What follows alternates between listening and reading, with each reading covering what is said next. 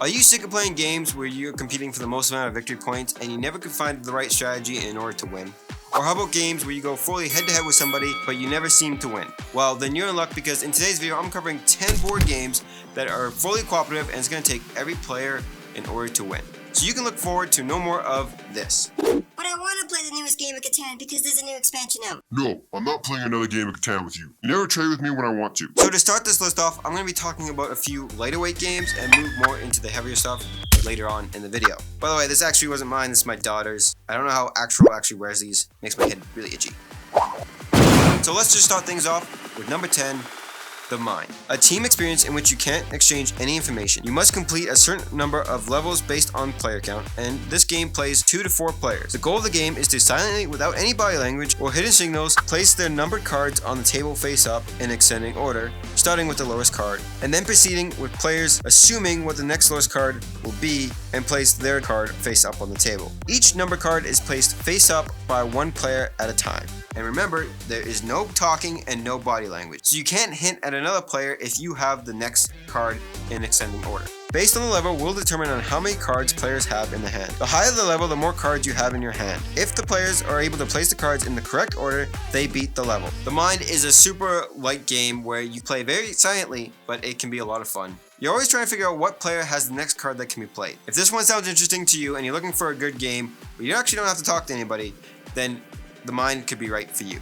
And now coming in at number 9, I have a classic game that if you haven't heard of it, I'm surprised, especially now that we live in 2022. It's called Pandemic, and it is a fantastic cooperative game. You're working together as a team to find cures for the diseases that are spreading throughout the world. You only have so many limited actions on your turn, and you have to develop these cures with the correct combination of cards based on the color of diseases. You need to travel around the world to build research stations and really strategize because things can really heat up quickly and diseases can spread really fast. And you really don't want to cause an outbreak because things can get overwhelming and it's going to take all of you in order to win. You need good communication and a well-planned strategy in order to beat this game. And if you really enjoy Pandemic, then I highly recommend checking out any of the legacy versions because this will take the gameplay to the next level because certain events can happen leading to certain characters' death and bonuses that can happen throughout the game, and it kind of tells its own type of storyline. But for sure, if you haven't already, check out Pandemic. We're pretty much living it right now. Now let's move on to number 8, and if you're a fan of Marvel games, then you're definitely going to enjoy this next one. Marvel United. It is a cooperative game where you are facing against a villain and each player will take on a role as an iconic hero, play cards and move around the board and make epic combos in order to defeat the minions and villains. And you must save the bystanders in order to take on the master villain. It has very cute miniatures if you're a fan of that. It's at a very decent price point in stores and I highly recommend to check this one out. It's great for the whole family. Personally for me, I wouldn't recommend really picking up any expansions, only if you really enjoy this one. It does feel like some heroes are more generic than others, and so some of those powers that the heroes have doesn't really change up the game a whole lot. But because it's at a good price point, it's something I can easily put on this list, and it's a fun time playing it. Now next up I have a game that is only really good for 2 players, so it plays best with your partner, and that is Codenames Duet. It's going to take 2 minds in order to figure out where your agents are hidden in this 5x5 grid of cards. If you haven't heard of Codenames before, don't worry, Duet plays very similar to it. Each game, the 2 players are given a card that is double-sided that mirrors the 5x5 grid of cards. The cards that are highlighted in green are the agents that you're trying to find, and the ones that are in black are the assassins that you don't want to reveal. You need to work with your partner to guess the correct ones by giving them a word that helps represent where the agents could be hiding. Definitely a good game for, like I mentioned, couples, or just if you have a friend that's around and you're looking for a quick game to play that plays less than 20 minutes, I would highly recommend Codenames Duet. This one will definitely test your relationship, by the way, so just keep that in mind, because if you give the wrong word and your partner guesses the wrong one, well, then you can bet you're going to hear about it all night, if not the rest of the year. They ask you how you are, you just have to say that you're fine. Now next up, I have Too Many Bones. I'm actually pretty late to the party for this one. It's highly rated on Board Game Geek, and I only really discovered this game because Chip Theory Games released the Kickstarter for the newest expansion for this game, and I liked what I saw in the game, so I had to reach out to a few friends of mine to see who had a copy of this, and so I only got a handful of plays of this one, but I must say, it is a masterpiece of a co-op game with premium game components. Play as Gearlock heroes and travel through a campaign, rolling dice, upgrade your skills, and try to plan and strategize in order to survive.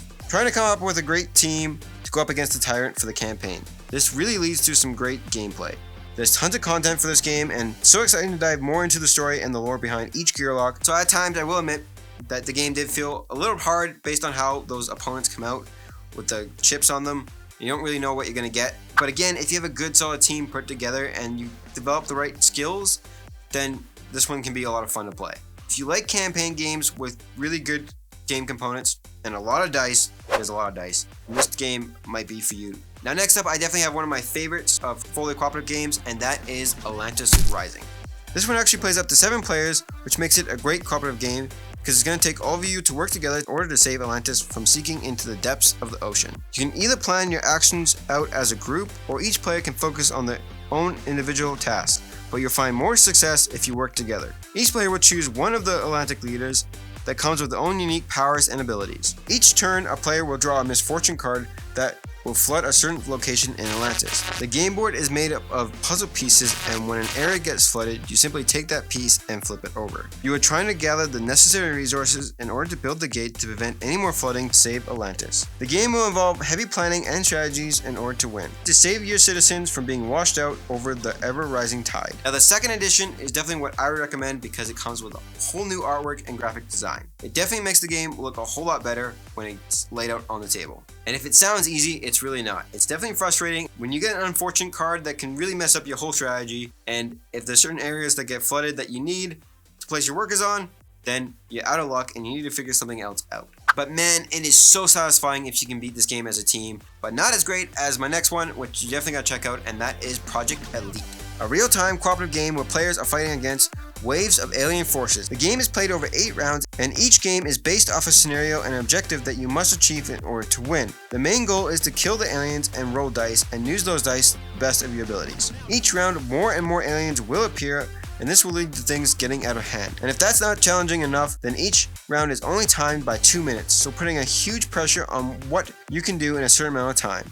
I know because it says real time, a lot of people will skip over this one, but like I mentioned, yeah, it's only real time in that 2-minute phase, and it's not too overwhelming or chaotic. You do get a break afterwards in order to kind of plan and re-strategize, so I recommend giving this one a try, especially if you like killing aliens and you love miniatures. Anyways, let's move on to the next one, that being Spirit Island. Defend your island home from invaders. For 1 to 4 players, Spirit Island is a highly rated game for a good reason. Each player is playing as a spirit of the island fighting off the invaders. The invaders are trying to expand across the island, and each turn they will explore into those lands, and they will eventually build and form settlements and cities. They will also ravage the land and attack any native islanders. Each turn, the players will simultaneously choose what power cards to play and help defend against the invaders. So can you be a helpful spirit and defend against those awful invaders? If you can work together as a team, then you surely can. A great cooperative game. It also has a really good solo mode. Now, I recently posted a video of my top 10 board games of all time, and on that I had an honorable mention of Gloomhaven and Gloomhaven Jaws of the Lion. I had so many people recommend Jaws of the Lion to me that I had to give it a try. Again, so I reached out to a few friends of mine and got a demo in to try this game, and I actually really enjoyed it. So I really appreciate how this one is more marketed to the more casual gamers. I mean, it's still a cooperative campaign game with an intense storyline, so that's something to look forward to if you haven't tried this one out yet. There's still a lot more scenarios I need to play through this one, but I'm enjoying my time with it, and because a lot of people recommended this one to me, that's why it's sitting at my number 2. I would say it's somewhat complex. I mean, it's not as complex as Gloomhaven, I found. Again, I'm still nervous diving into that one, and I don't really have the time to dive into a huge campaign like Gloomhaven, so I really appreciate how this one is a lot smaller and simpler of a game to play. Now this brings me to my number 1 cooperative game, which if you've been following my channel for a while, you know it's gotta be a deck builder, so I personally love deck builders, but I'll give you a minute to comment and guess what deck builder it can be. I'll wait, pause the video, and comment down below. Alright, if you guessed Harry Potter, Hogwarts Battles, then you lose. It's actually Aeon Zen. Not get me wrong, the Harry Potter game is really good, but for my personal taste, I like Aeon Zen. Let me explain why. You're opening portals, casting spells, and protecting your town, and you're trying to place your cards in a way in order to have an epic card combo in your deck. Because in this game, you don't shuffle your deck. You just simply flip over your discard pile. The turn order is decided after each round by revealing the turn order deck, and this leads to some thrilling gameplay. The goal of the game is to reduce the boss's health points before the boss and his minions destroy the town or reduces your own health points. Aeon's End plays 1 to 4 players, and it is a deck builder that requires careful planning every time you discard a card. Now what I really enjoy about this one is definitely the fact that not shuffling a bunch of cards together. If you can plan your cards out and place them in the discard pile in a certain order, this will lead to some epic combos that you can have. Let me know what your favorite cooperative games are in the comment section down below, and if there was a game that was not on this list, then you should definitely check out this video right here because it might be in that video. Until the next video, I'll catch you guys in the next one. Take care.